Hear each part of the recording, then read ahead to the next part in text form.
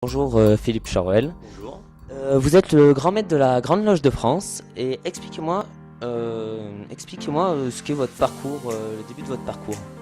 Oh, le début de mon parcours qui a commencé il y a 33 ans en franc-maçonnerie, je suis entré il y a 33 ans, c'était tout d'abord un intérêt pour la franc-maçonnerie, j'avais déjà lu un petit peu, et puis c'était une déception du monde politique, j'avais eu une petite expérience politique, malheureusement je trouvais que la préoccupation première était de se faire élire, et n'était pas forcément de défendre des projets sans aucun intérêt personnel, et j'avais été un petit peu déçu. Dans la franc-maçonnerie, j'ai trouvé effectivement ce qui correspondait beaucoup plus à mes attentes. D'accord. Donc vous avez la franc-maçonnerie, mais comment expliqueriez-vous à un jeune devant vous ce qu'est la franc-maçonnerie? Oh, ce qu'est la franc-maçonnerie, c'est de trouver ses propres réponses à la question du sens de la vie, tout simplement, de leur propre vie, dans une volonté de développement de soi. On a beaucoup de potentialité en nous quand on n'en est pas toujours conscient. Et la franc-maçonnerie lève le voile sur de nombreux sujets que l'on n'aurait peut-être jamais abordés si on était resté seul dans sa vie de tous les jours. Là, on va rencontrer des hommes de toute nature, des artistes, des chefs d'entreprise, des scientifiques, des commerciaux, des enseignants, etc. Et chacun va nous faire part de ses propres éclairages sur des sujets de vie et va nous permettre évidemment de grandir. Ben d'accord, c'est très intéressant. Et là, la question que je me suis posée hier soir, pourquoi devez-vous garder le secret du travail effectué en loge? Oui, alors je dirais simplement, ça c'est le secret du respect de l'autre. Il y a un certain nombre de personnes qui un jour nous rejoindront, prendront la décision de devenir franc-maçon, révéler ce qu'on fait en loge, c'est un petit peu ternir les saveurs de la franc-maçonnerie qu'ils auront plaisir à découvrir lorsqu'ils feront leur demande. Donc ne pas tout galvauder, mettre sur la place publique, ça me paraît important, surtout quand ça touche notamment au sacré. D'accord.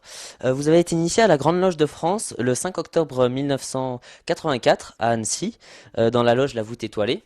Depuis quand êtes-vous grand maître de la Grande Loge de France? Alors 2 ans et demi maintenant, l'élection du grand maître se passe tous les ans. Le grand maître est élu pour un an, renouvelable 2 fois. C'est-à-dire que si tout se passe bien, le grand maître peut faire 3 années consécutives. D'accord. Donc du coup là c'est votre dernière année, si je comprends bien?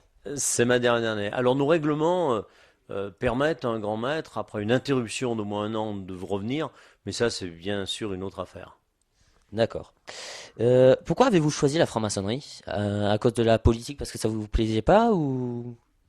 Non, comme je l'ai dit tout à l'heure, j'avais beaucoup lu sur la franc-maçonnerie. Les sujets travaillés, approfondis en franc-maçonnerie m'intéressaient particulièrement. Puis rencontrer aussi des personnes que je n'aurais pas rencontrées dans ma vie de tous les jours, par leur diversité notamment, c'est quelque chose qui m'attirait énormément. D'accord. Vous avez un rite, donc du coup qui est la base, je pense de. Je sais pas si c'est la base de votre de la franc-maçonnerie, parce que voilà, de la franc-maçonnerie.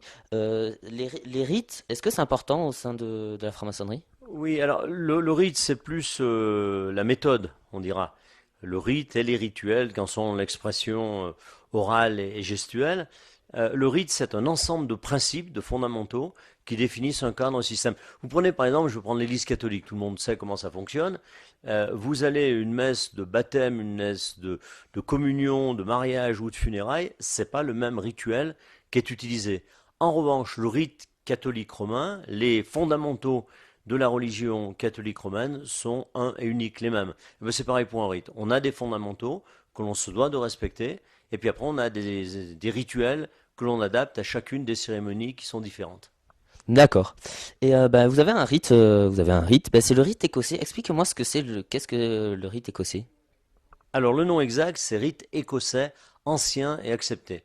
Alors ça vaut la peine de définir les trois termes. Écossais tout simplement parce qu'à l'époque de la bagarre, la guerre entre les Stuarts et les Hanovres, à peu près dans les années 1700, les Jacobites qui étaient pourchassés dans leur pays et qui risquaient la peine de mort, avec notamment Jacques II, sont venus se réfugier en France, à Saint-Germain-en-Laye, et ont amené avec eux la franc-maçonnerie et de très nombreux francs-maçons.